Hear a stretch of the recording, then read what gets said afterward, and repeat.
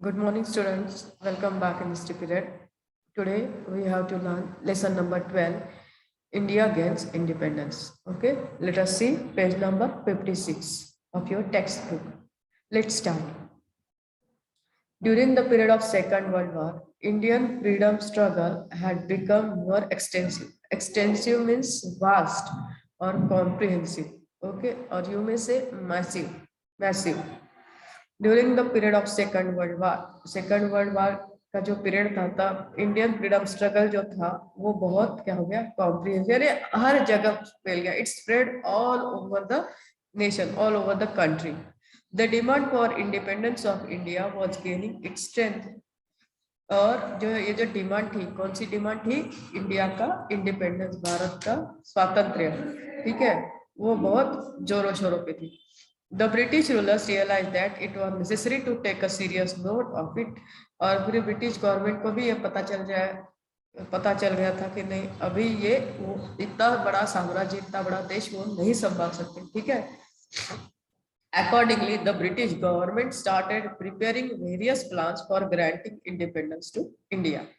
Okay, the Indian National Congress was founded on the principle of secularism.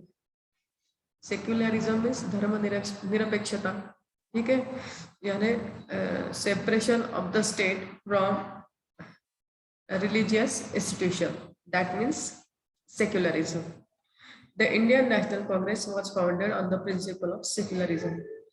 People of all cast and religion had taken part in the national struggle.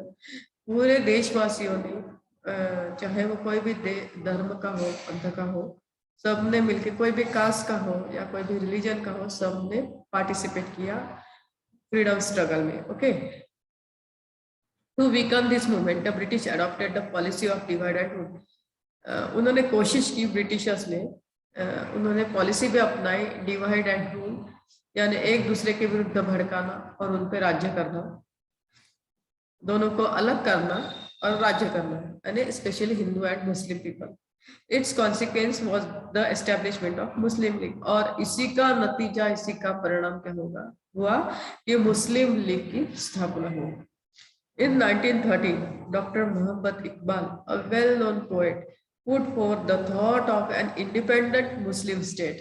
देखो क्या हुआ उसका नतीजा 1930 में. ये जो doctor Mohammad Iqbal जो है, उन्होंने, वो बहुत ही जाने माने पोएट है, उन्होंने आइडिया सामने रखी, कौन सी? इंडिपेंडेंट मुस्लिम स्टेट की.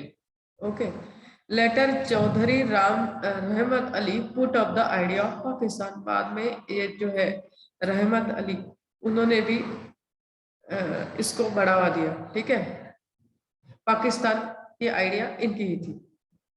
Then Barrister Muhammad Ali Jinnah put forth the two nations theory and demanded a separate Muslim nation named Pakistan. और फिर उसके बाद में बैरिस्टर अली जिन्ना ने उसको अनुमोदन दिया कि भारत के दो टुकड़े हो जाए, एक रहेगा भारत और दूसरा रहेगा पाकिस्तान. ठीक है. Indian National Congress was only a Hindu organization. तब सिर्फ हिंदू ऑर्गेनाइजेशन कौन सी थी? Indian National Congress. The Muslims have no benefit of it. और ये ऑर्गेनाइजेशन की वजह से मुस्लिम लोगों को कोई भी फायदा नहीं हो रहा था. Such kind of propaganda was started by barrister Jinnah. और इस तरह का प्रचार प्रसार किसने किया? कि नेशनल कांग्रेस के, इंडियन नेशनल कांग्रेस से मुस्लिम लोगों को कुछ भी फायदा नहीं है, इस बात का प्रचार किसने किया? बैरिस्टर जिन्ना ने किया और मुस्लिम लीग ने किया. ठीक है. Vowel plan. In June 1945, Lord Wavell, the Viceroy of India, drew up a plan. India का जो वाइसरॉय था, उन्होंने प्लान बनाया. There were different provisions in this plan. और इस प्लान में बहुत सारे प्रोविजन से तरतूद की गई थी. Accordingly, some of its provision were that in central and provincial legislatures, Muslim, Dalits and minorities should be given proper representation, and there will be equal number of Hindu and Muslim members in Viceroy's executive council. देखो उसमें से accordingly some of its provision were that, कुछ provision ऐसी थी कि in central and provincial legislatures, यानी central और provincial legislature में, ठीक है, Muslim, Dalits and minorities should be given proper representation, यानी इनके भी प्रतिनिधि रहेंगे and there will be equal number of Hindu and Muslim members, और हिंदू और मुस्लिम मेंबर्स जो रहेंगे वो इक्वल रहेंगे, यानी अगर 5 हिंदू मेंबर्स है तो 5 मुस्लिम मेंबर्स रहेंगे, ठीक है।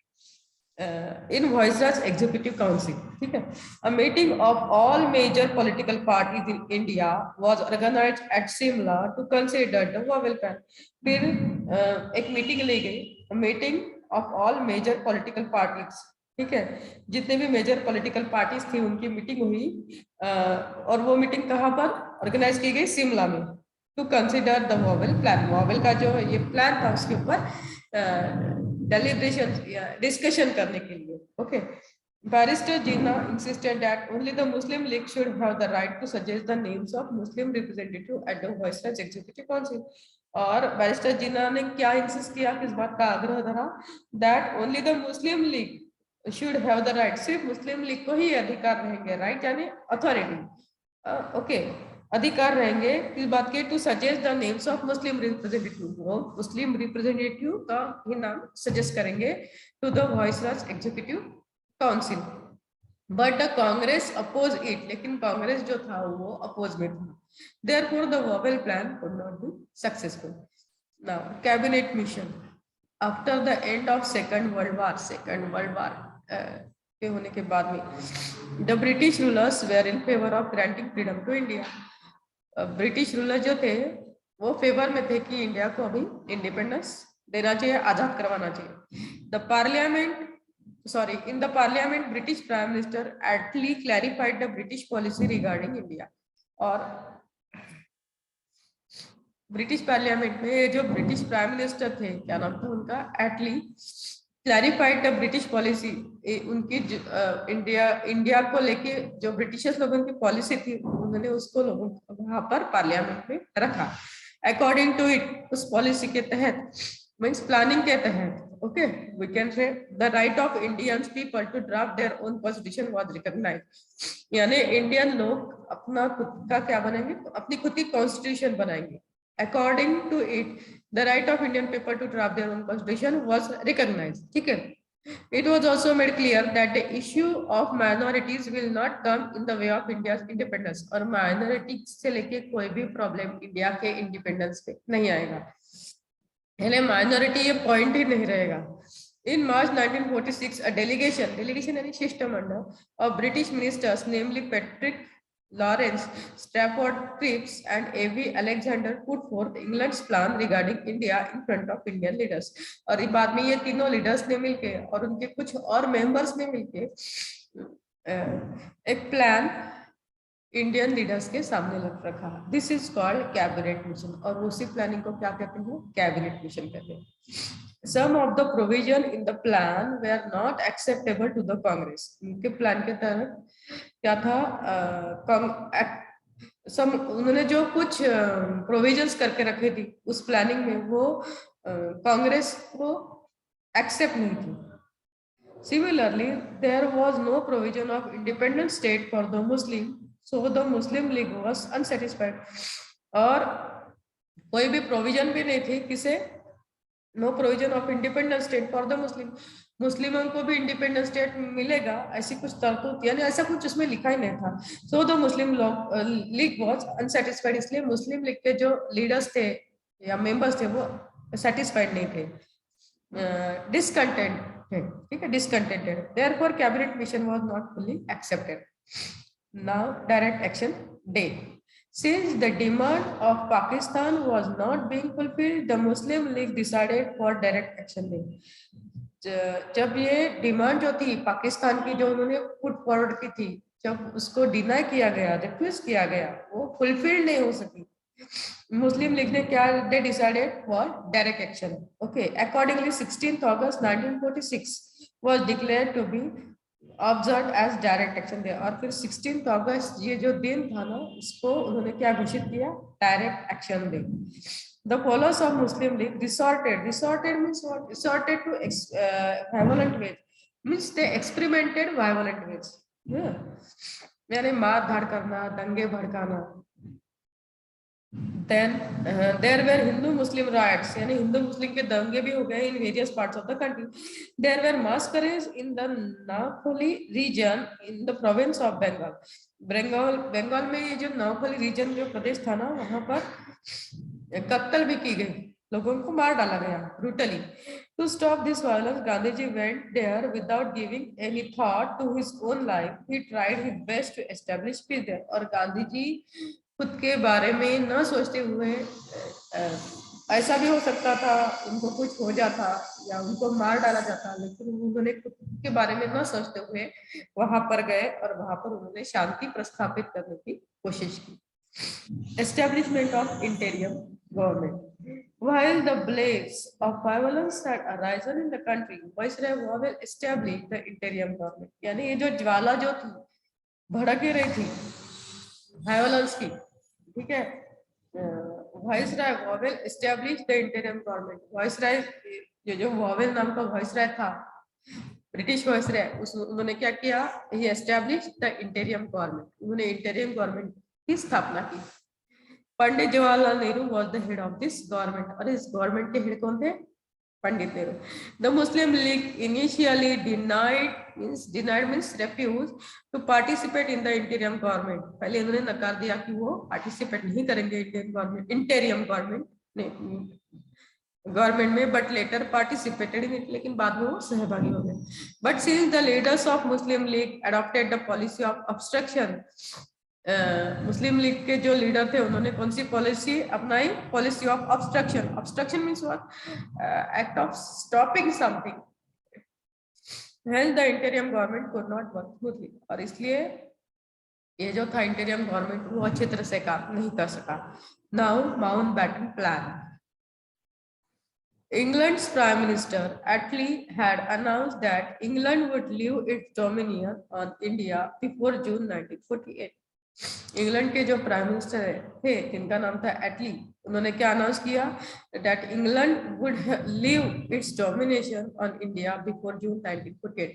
और इंग्लैंड का जो वर्चस्व था, जो हमारे ऊपर जो राज्य कर रहे थे, वो अभी संपुष्ट हो जाएगा कब?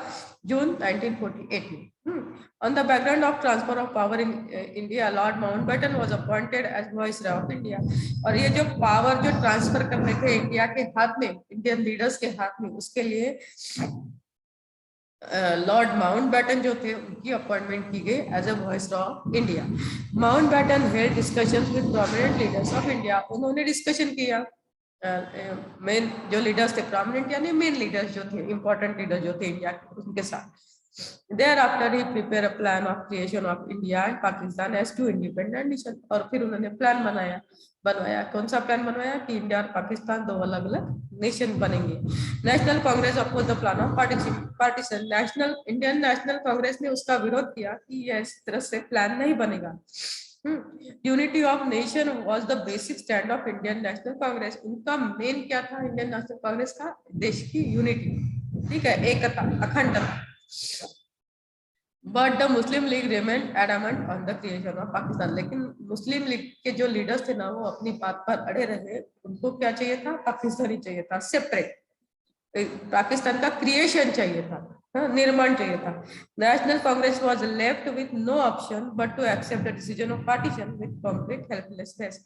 इंडियन नेशनल कांग्रेस नहीं चाहती थी कि देश का विभाजन हो, लेकिन मुस्लिम लीग ये चाहती थी कि देश का विभाजन, और वो अपनी बात पे अड़े रहे. और उसका नतीजा क्या हुआ? इनको, नेशनल कांग्रेस को उनकी बात माननी पड़ी और जो डिसीजन लिया गया पाकिस्तान और भारत, दो टुकड़े भारत के होने का, वो एक्सेप्ट कर लिया गया.